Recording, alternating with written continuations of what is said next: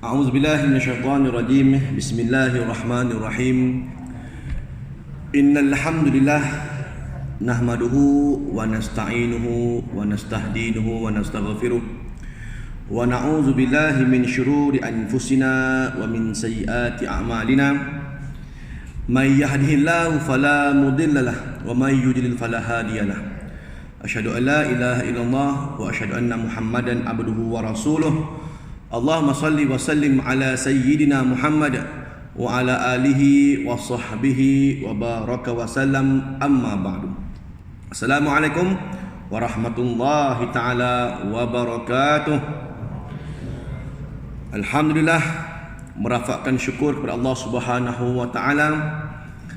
Pada hari ini dapat sama-sama kita meneruskan kehidupan kita sebagai seorang Muslim dan mukmin atas tanggungjawab kita kepada Allah Subhanahu wa taala sebagai khalifah di muka bumi. Terus kita sembahyang berjemaah diikuti dengan kuliah lah, ya. Jadi syukurlah kepada Allah Taala yang telah memberikan kita kesempatan usia sehinggalah ke hari ini, di mana kalau kita lihat banyak sahabat-sahabat kita, kawan-kawan kita, mungkin saudara mara kita yang telah pergi mendahului kita masih lagi diberikan kesempatan kehidupan. Kehidupan yang diberikan ini akan ditanya besok oleh Allah Subhanahu wa taala. Usia yang panjang akan ditanya oleh Allah. Segala perbuatan kita juga akan disoal besok daripada mahsyar. Oleh demikian, isilah masa yang terluang di saki-baki kehidupan yang masih ada.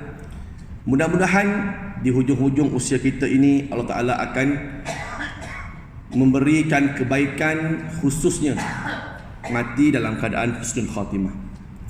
Baik, kena pun pada tajuk kita pada hari ini, kita masih lagi membahaskan berkaitan dengan kitab kematian, alam akhirat dan juga kiamat. Dia kalau nampak saya kat depan ni, muka kan ceramah pasal mati lah kan. Jadi kepada tuan-tuan yang mana ada kitab, boleh rujuk pada kitab Rahsia Kematian, Alam Akhirat dan Kiamat ini. Cukup baik kalau tuan-tuan ada kan, yang ditulis oleh Imam besar Imam Al-Qurtubi kan, yang mana lahir di Cordova, dan hari ini sayangnya Cordova ataupun Granada di sana ini sudah menjadi satu jajahan daripada Spanyol lah, ya. Kejatuhan Empire Andalusia yang terakhir, Empire Umayyah yang terakhir jatuh. Dan itulah tempat, kalau tuan-tuan pergi hari ini ke Cordova, di sana masih ada lagi saki-baki Islam. Kesan-kesan peninggalan Islam tu masih banyak. Masjid Cordova itu sendiri pun kurang lebih lah besar macam Masjid Nabawi. Tuan-tuan lagi Mekah, Madinah kan. Masjid Nabawi tu besar tuan-tuan. Hujung ke hujung tu kalau jalan, slow-slow jalan 10 minit ada. Kurang lebih itulah besar Masjid Cordova. Hari ni nak masuk kena bayar tiket sebab dia telah dijajah kan. Bumi ini telah dijajah oleh Spanyol. Dan hari ni Cordova, Masjid Cordova ni kalau kita pergi cukup menyayat hati melihat kesan tinggal Islam. Dalam masjid ada gereja penuh kan. Dalam masjid yang besar tu, tuan-tuan boleh bayang macam Masjid Nabawi tu punya main besar. Sana tu ada churchnya, sana ada gereja lain, sana ada gereja lain, sana ada organ, sana ada piano, sana ada macam-macam lah. Jadi dalam tu sendiri dah macam gereja lah kan. Tapi luar nampak masjid, ada menara masjid. Dan seni bina Masjid Cordova tu pun diambil daripada seni bina Masjid Nabawi. Dia punya tiang tu macam ni lah, macam mana? Macam ni kan. Dia punya tiang-tiang tu macam Masjid Nabawi, hampir lah kan, sebab dia ambil seni bina daripada Madinah. Namun sayangnya penuh dengan gereja dalam tu kan. Jadi itulah tempat di mana tuan kitab ini lahir, iaitu Imam Al-Qurtubi, ya. Pada kesempatan yang lalu kita telah membicarakan berkaitan dengan hari kebangkitan. Macam manakah proses kematian, diikuti dengan alam kubur, diikuti dengan soal jawab kubur, diikuti dengan amal-amal baik. Kalau seorang itu hidup dalam dunia ini, apa balasan Tuhan bagi dalam kubur. Ini telah kita bicarakan sebelum-sebelum ini. dan hari kebangkitan secara umumnya. Dan hari ini kita membicarakan pada bab yang seterusnya, iaitulah sangkakala kan. Kita masih lagi membicarakan berkaitan dengan proses manusia dibangkitkan daripada alam kubur nak menuju ke alam akhirat ni. Ni apa proses berlaku? Maka proses yang kita lalui disebut sebagai kebangkitan. Maka bila disebut berkaitan dengan kebangkitan, sudah pasti ada benda yang kita tahu antara prosesnya adalah tiupan sangkakala. Sebab tiupan sangkakala itu ada hubung kaitnya dengan kebangkitan. Bagi yang di kitab boleh rujuk pada muka surat 251 ya. Kita bicara itu. Bismillahirrahmanirrahim. Kata tuan kitab, hadis yang diriwayatkan oleh Abu Isa At-Tirmizi dan yang lain menunjukkan bahawa yang akan meniup trompet sangkakala adalah malaikat Israfil sendiri. Yang ini kita hari itu ada bincang pada kesempatan yang lalu pada bab sangkakala yang pertama hari itu. Siapa yang nak tiup trompet? Kalau ikutkan istilah trompet ini kita petik daripada kitab Bible lah kan. Orang Kristian memang disebut trompet. The trumpet kan. Kalau tuan-tuan boleh buka The Book of Revelation, kitab Wahyu yang ditulis dalam Bible itu, ada satu surah dia, surah lah, surah Revelation ataupun surah Wahyu, chapter yang ke-6 pada muka surat chapter yang ke-8 pada muka surat 6 hingga 13 ada disebut berkaitan dengan tentang sangkakala ini. Namun dia memang guna pakai istilah trompet. Sebab tu kalau kita dalam Islam kita memakai istilah trompet kurang tepat sebenarnya kan. Kalau boleh kita pakai istilah yang dikatakan oleh Nabi sallallahu alaihi wasallam, iaitulah asur kan. Dia ibarat sebuah tanduk. Tuan-tuan pernah tengok cerita-cerita macam Viking punya filem kan. Dia ada satu tanduk macam horn kan, gitulah, HON. Yang itu yang lebih kita tepatlah dalam definisi Islam. Sebab kalau trompet macam cerita Piramli trompet tu kan, itu lebih kepada agama Kristian lah. Tapi tak apalah, kita istilahkan itulah. Jadi tuan-tuan faham, kita dah bincang lah tu bentuk-bentuk alat dia. Yang ini kita guna pakai istilah trompet jugalah, sebab tuan kitab tulis trompet kat sini kan.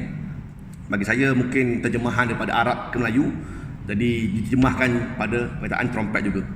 Tadi kata Abu Isa At-Tirmizi, Imam At-Tirmizi mengatakan bahawa yang akan tiup sangkakala itu adalah malaikat Israfil sendiri.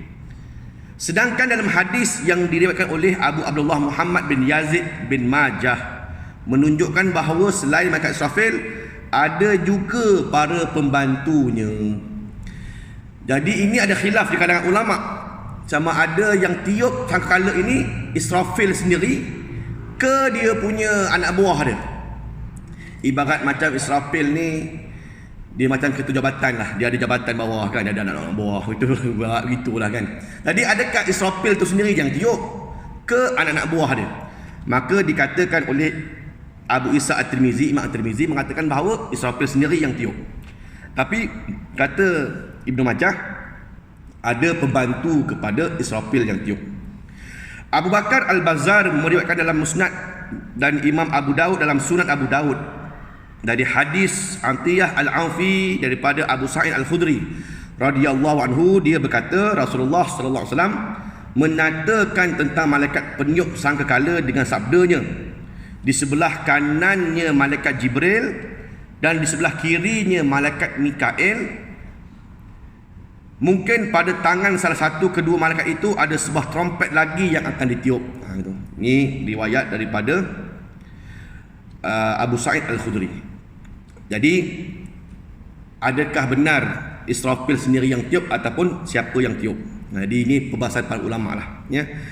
Jadi kalau kita lihat kepada hadis-hadis yang lain, sesungguhnya Allah Ta'ala apabila menciptakan bumi dan langit, diciptakan pula sangkakala dan diberikan kepada Israfil alaihissalam. Ini riwayat At-Tabrani dalam Al-Mutawalli kitabnya. Jadi kalau kita lihat dalam pendapat-pendapat ulama, memang Israfil sendirilah yang meniup sangkakala ini. Namun begitu, hadis yang tadi ni daripada riwayat At-Tabrani telah dihukum lemah oleh Imam Al-Bukhari, oleh Imam Al-Bukhari radhiyallahu taala, menghukumkan hadis itu lemah pada sanadnya. Jadi bila Imam Al-Bukhari sebagai seorang yang memang sahih dalam riwayat hadisnya, menghukumkan yang mana hadis-hadis lain ni dari sudut sanad apa semua ni ada yang lemah, maka di situ timbul khilaf sama ada Israfil sendiri ataupun pembantunya yang tiup. Jadi kalau kita lihat pada hadis yang lain pula, banyak hadis yang cerita, namun ijma' ulama mengatakan bahawa, kata tuan kitab, seluruh umat Islam telah bersepakat bahawa Israfil sendirilah yang tiup sangkakala. Jadi bab ini bagi saya jangan bergaduh lah kan. Kita ni sikit sebanyak nak perang kan. Sikit pergi pasal pun dia nak marah dah kan. Jadi tak payah nak marah-marah. Israfil tiup sangkakala, sudah habis kita kan. Tak payah nak pening-pening. Ya. Okey, baik. Seterusnya kata tuan kitab, Abu Sari Hanad bin Asari At-Tamimi Al-Khufi menunjukkan bahawa daripada Abu Al-Ash, daripada Mansur, daripada Mujahid, daripada Abdul Rahman bin Amru, dia berkata, tidak ada satu waktu pun sama ada subuh, melainkan dua malaikat selalu berkata pada waktu itu, maju terus wahai orang yang mencari kebaikan, dan wahai orang yang sentiasa mahukan keburukan, lambatkanlah kedatanganmu.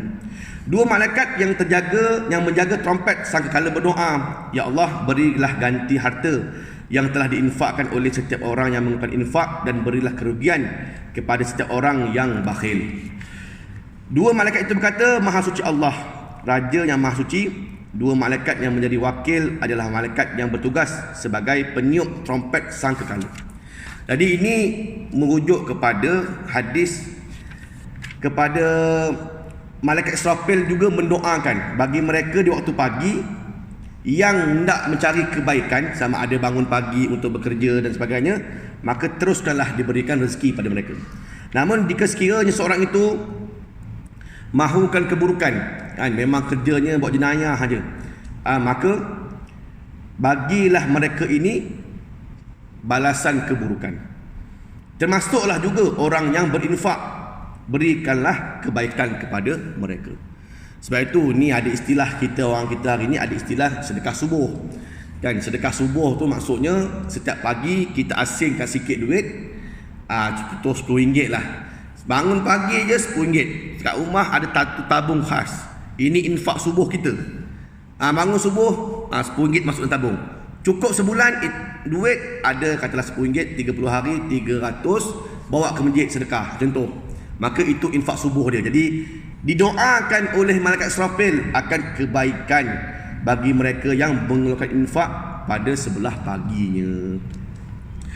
Tadi persoalan yang seterusnya adalah berapa kali sangkakala itu ditiup.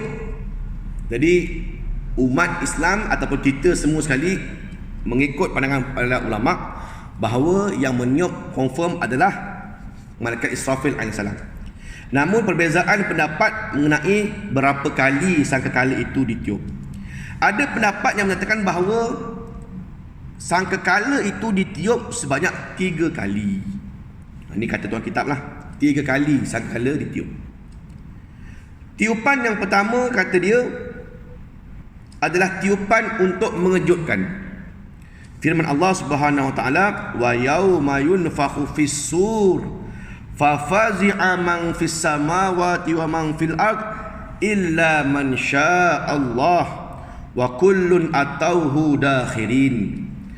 Kata Allah, dan ingatlah pada hari ketika sangkakala itu ditiup, maka terkejutlah apa yang ada di langit dan apa yang ada di bumi, kecuali siapa yang dikehendaki Allah, dan semua mereka datang menghadapnya dengan merendah diri. Ini surah An-Naml ayat 87.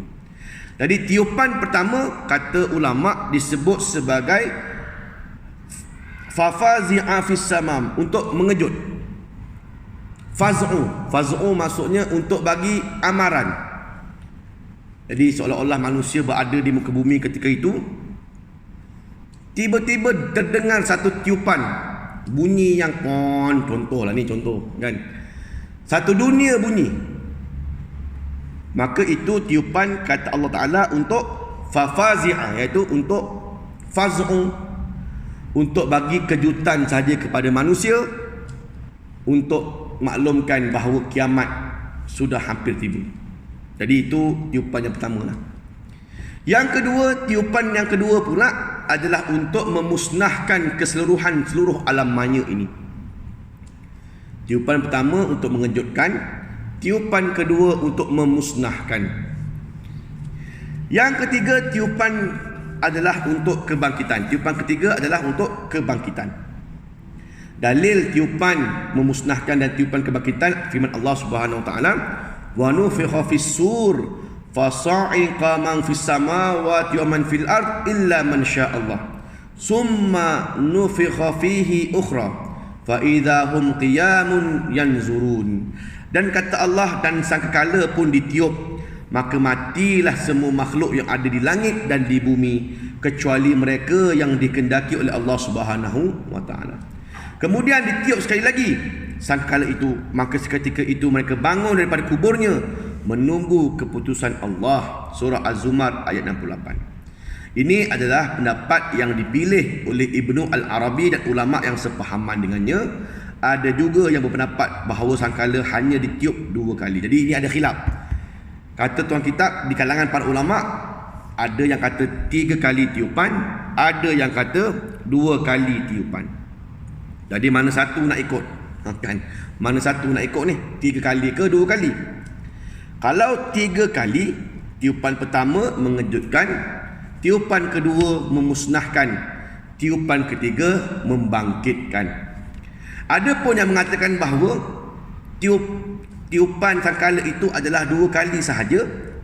Yang pertama kata dia, tiupan pertama untuk mengejutkan dan tiupan kedua untuk memusnahkan keseluruhan alam. Kedua perkara tersebut saling berhubung kait, maksudnya kerana mereka amat terkejut hingga terus mati. Tadi 1 dengan 2 tu digabung 1 kali. Itu dikira sekali lah. Tiup, terkejut, mati. Seolah-olah macam bila ditiup sangkala itu manusia terkejut. Bila terkejut dengan bunyi yang begitu kuat sekali, jadi orang yang tengah mandu mungkin berlanggar dengan orang depan, dalam kapal terbang mungkin jatuh ke bawah, kan? Jadi macam-macam lah. Jadi terkejut dan mati sekali. Itu dikira sangkala pertama. Adapun sangkala yang kedua, sangkala yang ketiga, itu digabungkan nombor 2 lah, maksudnya membangkitkan semula. Jadi terkejut dengan mati itu sekali. Yang kedua adalah menghidupkan balik manusia setelah mana mati mereka. Hadis yang menjelaskan perkara tersebut amat kuat, seperti mana hadis yang diriwayatkan oleh Abu Hurairah radhiyallahu anhu dan hadis Abdullah bin Umar radhiyallahu anhu. Semua hadis tersebut menunjukkan bahawa sangkakala hanya ditiup 2 kali. Hadis yang menjelaskan bahawa trompet ataupun sangkala hanya ditiup 2 kali ini, insya-Allah, ni kata tuan kitab, hadis yang paling sahih lah. Jadi memang sebelum ini kalau kita belajar pun di sekolah mana dulu, memang belajar 2 kali aja. Kan 3 kali ni pendapat dalam ni baru dengar ni kan. Mengejut, mati, bangkit. Tapi biasa kita dengar ataupun silibus di sekolah-sekolah dulu zaman saya belajar dulu 2 kali je. Memang 2 kali lah. Itu pun yang paling sahih kata tuan kitab. Kemudian jarak masa antara tiupan pertama dengan tiupan kedua itu berapa lama? Adakah lepas ditiup orang terkejut mati, satu dunia ni jatuh kapal terbang lah, meletup lah, kapal helikopter lah, apa semua ni, orang berlanggar aksiden yang mana mengandung keguguran, ini semua pakat terkejut mati belaka ni. Tiupan kedua pula bila datang? Maka kata Ibnu Al-Mubarak meriwayatkan daripada Al-Hasan, dia berkata Rasulullah sallallahu alaihi wasallam bersabda, jarak antara tiupan sangkakala yang pertama dengan tiupan sangkakala yang kedua adalah selama 40 tahun. Kira lama lah juga kan. Lama tu 40 tahun tu kira lama. Dah lah tiupan pertama terkejut, ramai mati. Lepas tu 40 tahun kemudian, bermakna yang mati tu selama 40 tahun jadi apa agaknya kan? Jadi yelah, jadi busuk ke, jadi bangkai ke, jadi apa, wallahu alam. 40 tahun kemudian baru datang tiupan sangkakala kedua. barulah membangkitkan semula manusia daripada kubur-kubur mereka, ataupun di tempat mana dia orang mati, di situlah akan dibangunkan. Tiupan pertama untuk mematikan seluruh makhluk hidup, dan tiupan kedua untuk menghidupkan seluruh makhluk yang telah mati. Kata Al-Hulaimi, semua riwayat sama bahawa jarak antara tiupan pertama dengan tiupan kedua adalah 40 tahun, iaitu ketika Allah mengumpulkan serpihan jasad manusia yang hancur berantakan, baik yang terdapat dalam perut binatang buas, haiwan yang ada dalam air, yang ada di dalam perut bumi, yang menjadi abu kerana terbakar, yang hancur dalam air kerana mati tenggelam, yang hangus di panah teriknya matahari, maupun yang diterbangkan oleh angin dan sebagainya. Apabila Allah telah mengumpulkan dan menyempurnakan badan dan jasadnya tanpa ada yang tertinggal, tetapi mempunyai roh, maka dikumpulkan semula roh ke dalam trompet dan diperintahkan kepada malaikat Israfil untuk menghantar seluruh roh itu semula. Dengan satu kali tiupan, berterbanganlah roh tersebut dari trompet tersebut, hinggalah roh akan kembali kepada jasad masing-masing dengan izin Allah Subhanahu wa taala. Jadi ini yang dikatakan oleh tuan kitab, tiupan pertama mati belaka ialah kita tengah-tengah duk buat kerja, tiba-tiba datang trompet sangkakala, mati. Jadi macam-macam bentuk orang mati. Mungkin mati atas jalan raya, mati dalam air dan sebagainya. Habis 40 tahun tuan-tuan. 40 tahun tu lama tu. Rasanya tinggal tulang lah manusia. Kemudian sebelum ditiup sangkakala kedua, sebelum roh datang balik kepada manusia, jasad yang mana hancur lebur ni dielokkan balik dulu oleh Allah Subhanahu wa taala. Barulah tiupan yang kedua ditiup, roh masuk semula ke dalam jasad-jasad manusia. Okey. Ada setengah riwayat yang mengatakan bahawa orang yang mati dimakan burung atau mati diterkam binatang buas akan dibangkitkan dari dalam mulut binatang itu. Wah, ini pun ada juga riwayat yang mengatakan begitu. Keterangan tersebut terdapat dalam riwayat Az-Zuhri daripada Anas. Dia berkata Rasulullah SAW berjalan melalui Hamzah ketika mana perang Uhud dengan duka yang amat dalam. Lalu baginda bersabda, jika bukan kerana aku melihat wajahnya yang amat putih berseri, pasti aku biarkan dia dalam keadaan seperti ini, agar Allah Ta'ala membangkitkannya dari perut binatang ganas atau dari burung raksasa. Makna kata orang yang syahid, kalau sekiranya tidak kerana perintah Allah Ta'ala untuk mengebumikannya, biar gitu je kan? Sebab orang yang syahid ini tuan-tuan, bila mana mati, mereka tidak merasai sakitnya mati. Itu satu, kemuliaan orang syahid. Yang kedua, dia punya roh terus diangkat masuk ke dalam syurga Allah. Orang yang syahid tidak melalui alam kubur, tak ada. Orang yang syahid terus saja dimasukkan dalam syurga Allah. Namun bukanlah menjadi bentuk manusia, tetapi hanyalah bentuk burung yang terbang dalam syurga. Kemana nak terbang, dia boleh terbang. Kemana mata dia nak tengok, dia boleh tengok keindahan syurga. Tapi dia tak dapat tengok je lah. Tak boleh merasai nikmat makan minum, tak boleh lagi. Nikmat bidadari tak boleh pegang lagi. Tak boleh. Orang yang syahid hanya dapat tengok je dulu. Itu kemuliaan mereka yang syahid. Apa dalilnya? Ketika mana Nabi SAW menghantar 3 panglima Islam dalam perang Mu'tah, iaitu Zaid bin Harisah. Kalau sekiranya beliau gugur, kata Nabi, lantiklah Ja'far bin Abdul Muttalib sebagai panglima perang yang kedua. Kalau dia gugur, lantiklah pula Abdullah bin Rawahah. Ini 3 panglima perang dalam Islam ketika mana perang Mu'tah meletus. Mu'tah ni tuan-tuan, satu kawasan di Jordan lah. Tempat saya belajar dulu, Universiti Mu'tah, tu ada di satu daerah nama dia Al-Karak, dekat dengan mati. Jadi di situ berlaku pertempuran antara Islam dengan Byzantine Rom. 3 panglima perang yang Nabi lantik. Seorang ni gugur, yang ni kedua naik. Yang kedua gugur, yang ketiga naik. Kalau 3-3 gugur, lantiklah panglima perang di kalangan kamu. Maka ditakdir Allah Ta'ala memang betul kan, 3-3 tu memang gugur lah. Zaid bin Harisah, anak angkat Nabi yang pertama, gugur. Kemudian diangkat pula panji-panji Islam oleh Ja'far bin Abdul Muttalib, pak saudara Nabi. Datang musuh, tetap tangan belah kanan putus. Datang lagi musuh, tetap tangan belah kiri pula putus. Kemudian daripada belakang datang orang Rom, pancung kepala, hilang kepala. Ketika Nabi meriwayatkan cerita itu kepada sahabat-sahabat Nabi yang ada di Madinah, sebab perang Mu'tah Nabi tak ikut. Perang Mu'tah ni Nabi tak ikut. Sebab itu dalam Islam ada dua nama, Ghazwah dengan Ma'rakah. Kalau Ghazwah, perang yang Nabi ikut, macam Ghazwah Badar, Ghazwah Uhud, itu disebut sebagai perang yang Nabi ikut, Ghazwah. Tapi kalau Ma'rakah, macam Ma'rakah Mu'tah, perang Mu'tah, itu Nabi tak ikut. Nabi hanya Nabi bercerita tentang apa yang berlaku di sana, di Madinah Al-Munawwarah. Ketika mana Nabi cerita tentang Ja'far bin Abdul Muttalib, tangannya putus ditetak oleh orang Rom, musuh Islam ni, Nabi lihat Ja'far terbang dalam syurga, dan Allah gantikan dua tangannya dengan dua sayap. Dan itu hadis sahih. Jadi cerita berkaitan dengan orang yang syahid tak masuk alam kubur, itu sahih lah. Orang yang syahid terus masuk ke dalam syurga Allah. Ya, okay, baik.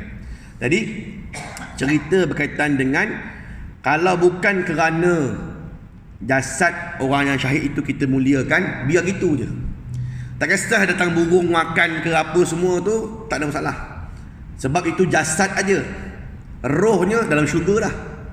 Besok bila tiupan sangkakala, elok balik jasad, elok balik bangun. Jadi tak ada apa-apa pun yang berlaku pada jasad.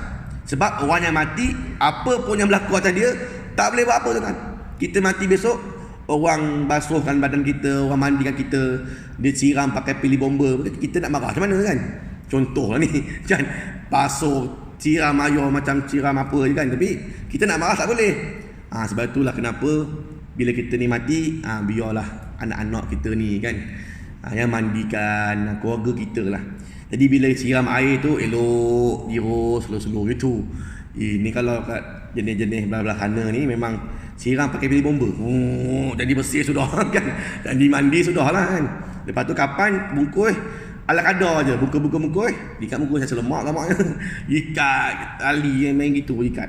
Jadi cerita dia ialah dimuliakan jasad orang yang syahid, maka dikebumikan dengan baiklah. Tapi tidak dimandikan, tidak dikapankan. Inilah kemuliaan orang yang syahid. Dengan baju-baju apa yang perang dia, terus masuk dalam kubur. Sumbat terus masuk dalam kubur. Tidak ada mandi, tidak ada kapan. Itu kemuliaan. Sebab besok dia bangun, baju-baju itu semualah menjadi saksi kepada dia. Okey, baik. Jadi fakta yang pertama kita dah terangkan, iaitu yang tiup sangkakala adalah malaikat Israfil sendiri. Yang kedua, berapa kali tiup? Majoriti ulama yang sahih 2 kali saja. Tiup terkejut, mati. Tiup yang kedua, datang balik roh, masuk dalam jasad, hidup. Jarak masa 40 tahun antara satu tiupan ke satu tiupan. Okay, baik, itu faktanya lah. Kemudian rujuk pada muka surat 285. Tuan-tuan kalau baca kitab ni, dia kena lompat-lompat sikit. Sebab dia punya turutan tu ada yang tak apa betul kan? Sebab dia terjemah dalam Arab, direct gitu je. Jadi bila kita baca, kita kena susun story tu biar nampak jalan. Okay. Masuk ke muka surat 285. Tiupan sangkakala, kata tuan kitab, bukan sebanyak 3 kali. Dia dah sahihkan ini, dah rajahkan. Jika ada yang berkata, Allah Ta'ala berfirman, yauma tarjufur rajifah tatba'u harradifah. Sesungguhnya kamu dibangkitkan pada hari ketika tiupan pertama menggoncangkan alam. Tiupan pertama diikuti oleh tiupan kedua. Surah An-Nazi'at ayat yang ke-6 dan yang ke-7. Begitu juga firman Allah, fa innama hiya zajratun wahidah fa izahum yanzurun. Maka sesungguhnya kebangkitan itu hanya dengan satu teriakan saja, maka seketika itu mereka melihatnya. Surah As-Saffat ayat yang ke-19. Beberapa ayat di atas ini mahu menunjukkan secara zahirnya bahawa tiupan sangkala berlaku sebanyak 3 kali. Jawapannya adalah pendapat demikian tidak betul, dan yang betul adalah bahawa yang dimaksudkan dengan satu jeritan dalam ayat tersebut adalah tiupan sangkala kedua sehingga seluruh makhluk keluar daripada kubur mereka. Itu adalah pendapat Ibnu Abbas, Mujahid, Atha, Ibnu Zaid dan juga lain-lain. Kata Mujahid, hanya ada 2 kali jeritan. Jeritan pertama mengakibatkan kematian segala sesuatu dengan izin Allah, dan jeritan kedua mengakibatkan kehidupan segala sesuatu dengan izin Allah. Tiupan kedua berlaku ketika mana langit telah terbelah dan bumi menahan gunung lalu hancur sekali berlanggar dengan sehancur-hancurnya. Jadi ini tuan kitab nak menekankan bahawa tak payah nak kita gaduh-gaduh lah kan. 2 kali sekala sudah gitu je kan. Banyak pendapat, memang betul lah ulama banyak pendapat, tapi nak dirojehkan tiupan sangkala hanya berlaku 2 kali sahaja. Okey, baik. Seterusnya kita nukilkan lagi kenyataan yang ditulis oleh tuan kitab. Telah dijelaskan bahawa yang betul dan yang paling sahih adalah hadis yang menjelaskan bahawa sangkakala itu hanya ditiup 2 kali, bukan 3 kali. Seperti mana hadis yang diriwayatkan oleh Muslim mengenai kata-kata Allah kepada Nabi Adam, "Wahai Adam, bangkitlah. Wahai Adam, bangkitlah." Berlaku sesudah hari dibangkitkan pada hari kiamat. Tiupan yang mengejutkan itulah yang dimaksudkan dengan tiupan memusnahkan, seperti mana yang telah dijelaskan, atau tiupan kebangkitan, berdasarkan apa yang kelak akan dijelaskan. Kerana jika ada dimaksudkan tiupan untuk mengejutkan itu, bukan tiupan untuk memusnahkan, tentu akan bermakna bahawa masih ada manusia yang hidup setelah sangkala itu ditiup. Secara logiklah manusia fikir, katalah tiupan pertama dia terkejut aja tapi tak ada apa-apa berlaku, contohlah kan, dia fikir logik. Tiupan, katalah teori mengatakan bahawa tiupan sangkala ni 3 kali. Tiupan pertama terkejut, tak semua orang bawa kereta, betul tak? Tengah tiupan tu, kita tengah duduk tengah kuliah, contohlah. Tapi seperti mana kita dah terangkan pada hari kebangkitan hari itu, ini berlaku bukan pada orang Islam ni. Sebab manusia yang beragama Islam tidak akan melihat kedahsyatan kiamat. Ni contoh orang luar lah ni. Ni orang kafir betul. Ni orang kafir betul. Orang Islam tak berlaku. Sebab memang ada hadis sahih menyatakan bahawa orang Islam ketika mana menjelang hari kiamat, Allah Ta'ala akan utuskan satu angin. Ia akan bertiup. Angin sejuk macam ekor ni. Angin sejuk. Manusia yang beriman walaupun ada sikit iman dalam hatinya, iaitu Allah Ta'ala Tuhan, Nabi Muhammad sebagai Rasulullah, dan dia tidak mensyirikkan Allah dengan sesuatu apapun, walaupun sesikit-sikit iman kena angin tu mati. Yang tinggal dalam dunia ni betul-betul kafir saja. Sebab tu yang akan menyaksikan ataupun mendengar tiupan sangkala ini memang orang kafir lah.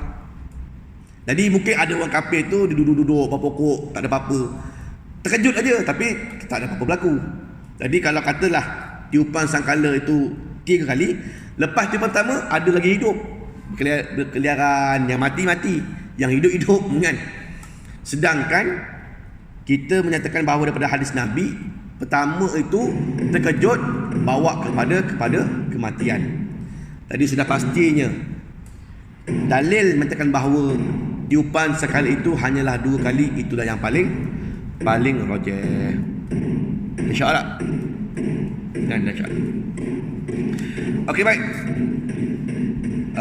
Manakah waktu pun dah masuk, apa dah, kita akan sambung lagi semua insyaAllah. Kita tengok waktu sekarang ni agak pendek. Jadi sebagai kesimpulannya bahawa tiupan sangkala adalah 2 kali, tidak seperti mana yang didakwa oleh setengah-setengah agama lain lah. Kalau kita lihat pada agama-agama lain menyatakan bahawa 7 kali, contoh macam Kristian dikata 7 kali tiup, tapi kita Islam hanyalah 2 kali saja. Dan itulah itikad yang perlu kita yakin dan juga percayalah, bahawa dunia ni akan kiamat, semuanya pun akan hancur lebur. Namun apa yang kekal adalah keimanan kepada Allah Subhanahu wa taala. Aku lakukan hadza wa astaghfirullahalazim li wa lakum. Insyaallah pada kesempatan yang akan datang kita akan membicarakan berkaitan dengan pada mahsyar insyaallah. Wallahu alam. Assalamualaikum warahmatullahi taala wabarakatuh.